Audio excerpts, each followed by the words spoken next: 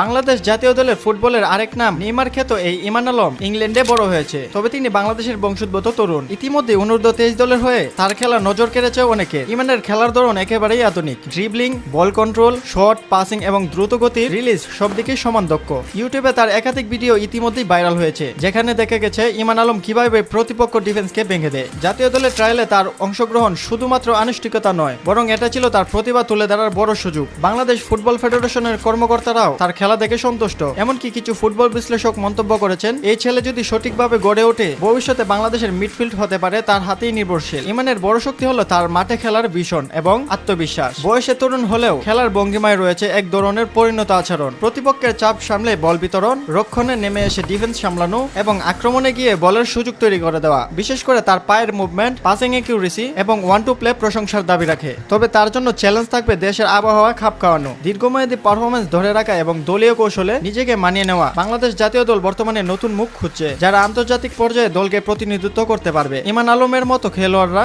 সেই শূন্যস্থান পূরণ করে গুরুত্বপূর্ণ ভূমিকা পালন করতে পারে। এই প্রবাসী প্রতিভাবান তরুণের দিকে এখন তাকিয়ে আছে পুরো বাংলাদেশি ফুটবল প্রেমীরা। যদি সঠিক গাইডলাইন ও সুযোগ থাকে তবে ইমান আলম হতে পারে বাংলাদেশের ভবিষ্যৎ অন্যতম বড় সুপারস্টার।